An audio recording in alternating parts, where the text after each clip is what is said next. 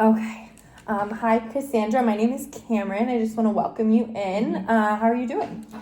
I'm okay, but not great, which is why I'm here. I've been struggling recently. Okay. And is this your first time in therapy?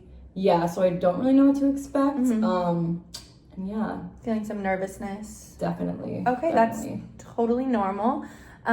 Basically, this is just to get to know you. It's our first session together, so I just kind of want to talk about your goals and who you are and what brings you in. And that is my first question. Yeah. What do you want to talk about first and foremost today? Yeah, so what brought me in is kind of been not myself recently because I actually don't have a job right now. Okay. And that's really thrown me off because I'm usually very busy. I like to be on the go and a lot harder to do those when you don't have money. And I know there's jobs out there, but I've really just had like a roadblock with applying for some reason. Like it just seems so overwhelming, and like I have the time because I have no job. Right. But the minute I go to apply, I feel like I'm a loser and I know nothing. Okay, so from what it's sounding like, it's a couple of things. It's, the stress of this is kind of a different season of your life, and you're wanting to do all the things you used to do, but there's that pressure of, how am I going to support myself now?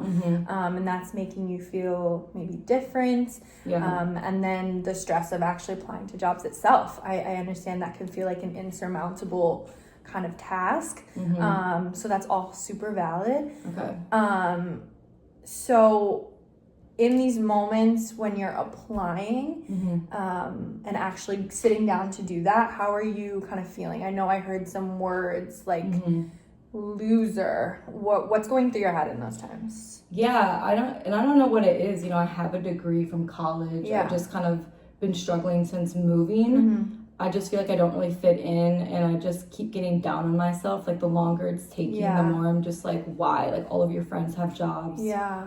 I paid to get a degree. I should be able to find one. Right. So then I just kind of spiral, and like if I can't find a job, I'm never gonna make friends. I'm never going to find a partner. Like I just kind of go down this hole, and I feel like suddenly it's dark, and I don't want to do anything anymore because it's also winter here. Yeah.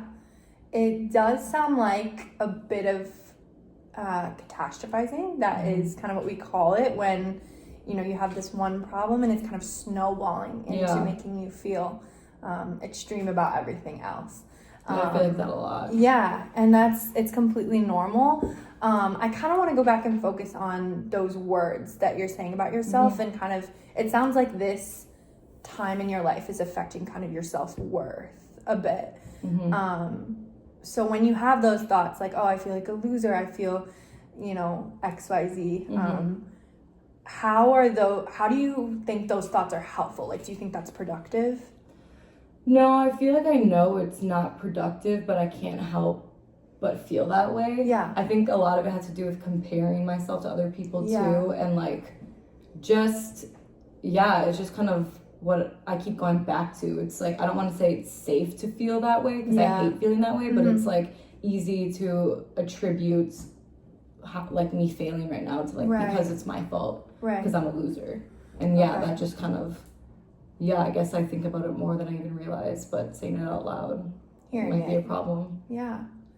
And then in those moments where you are feeling that way, has anything worked for you in the past to kind of help you get out of that, I don't want to say funk, but out of that kind of, use the words like dark hole?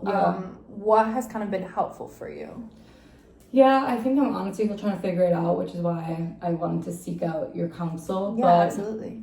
I mean, I still find joy in things, just like this is very triggering to me, this whole situation. So, I mean, to get out of it, like I live with roommates, so talking with them and just kind of like taking my mind off of it. Because I've known them forever. They don't think of me as a loser. They're like my great friends. So like being reminded that like it's more of a me thing than like my friends. And I also just like love music. So if I just like, I mean, it's just, the weather is awful right now. But if I just go out and walk, go to the gym, play some music, just kind of like, I need to get out of my head. Yeah, absolutely. I'm in my head a lot. Yeah. I mean, it does sound like, from what I'm hearing from you, that spending time with those friends and engaging in things that you care about and bring you joy can kind of get you out of that headspace. Mm-hmm. And it sounds like you have a great support system. Totally. And I want to take a minute to like commend you, because a lot of people are hesitant to come into therapy. So the fact that you even came here today is amazing. And I just want to compliment like your self-awareness and your insight into yourself, because I think that's going to be a really powerful tool for you to use. Like having that understanding of yourself. It feels exhausting sometimes though. Yeah. To be so self-aware. No, 100%. I think you're at a point now where that is tiresome. But I think ultimately in the long run, that's going to be really, really helpful for you. Yeah. So I just kind of want to ask, have you ever tried any sort of techniques when you've come to this? Like, are you able to recognize, I guess, in the moment when you're having those thoughts? Or do you feel like it's something you reflect on later? Yeah, that's a good question.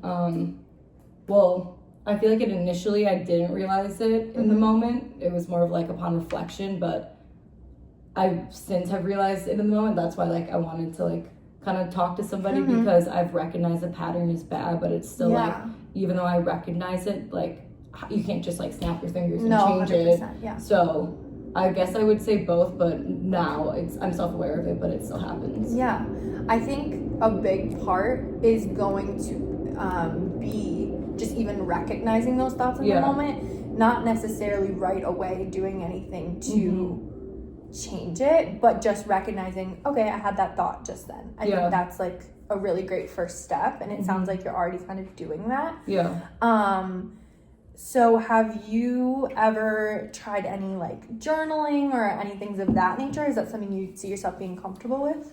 I haven't tried it, no, but I don't see why not giving it a shot. It's hard for me to talk about this with close friends and family, because I don't want them to know that I think of myself as a loser, because I want them to see me that way. Absolutely. But I think I would feel comfortable writing it down, because it's like private. Those are your thoughts. Yeah, absolutely. I think that's a really great idea for you to give a try. I really want us to work on reframing those negative thoughts, which I know sounds easier in the moment than actually doing it. So I kind of want to challenge you to notice when you're having that in the moment. And like, do I say anything? Do I write it down? Like, what do you think the best way is? I think it's going to be what's best for you. If you're at home and you're on your computer applying to jobs and you find yourself, going through that cycle of, oh, I feel like a loser. This means this means that, this means that. Recognizing that snowball is going to be really helpful. And if you have the tools to write that down, I think that would be great. But even if you can just in your head recognize it, I think that's a great first step. Just to kind of maybe role play that situation. Let's say you're at your computer, you're feeling like, this is my computer, I cannot do that right now.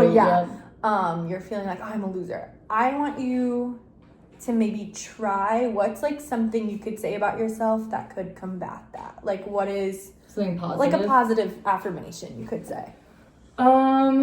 It's a great question. Yeah. There's for sure some out there, but it's weird to think and say out loud. Yeah. That I have a great support system behind me and they love and care about me. Could that suffice? I think that's a really great one to remind yourself that there are people who care about you. And as you said earlier, would those people say that about you? Would they think you're a loser? You say no. Yeah. No. I think we are our biggest critics and we're our hardest on ourselves. Definitely. So yeah, that's a great first start. I definitely think that could be good. And kind of expand from there. Get into, you said you have an education. Like, there are all these things you're going for you. I'm capable. Yeah, that's a great one. And just kind of recognizing that this, is just a chapter of your life. So I think we did really great today. Between now and our next session, would you be comfortable trying to, you know, recognize those thoughts and kind of stopping them in the moment and saying some of those positive things. Yeah, definitely. I mean, I'm open to try anything because I also just want to get out of this rut. So, yeah, happy to focus on positive self-talk. And then do you think journaling too? If that's something you're comfortable layering on, I think that can be beneficial. I know it can feel like, you know, the homework you get can feel like a lot. So if you need to just start with those positive affirmations, that's great. If you feel comfortable enough to add in that journaling, maybe at a point in the day. The more the merrier, if you will. I think so. So I think that's great. And I think that would be a really great point to stop for the day, and I would encourage you to try to do those things before our next session. But it was really good to meet you today. You as well. I look forward to another session. Thank you so much. Yeah, of course. Thank you.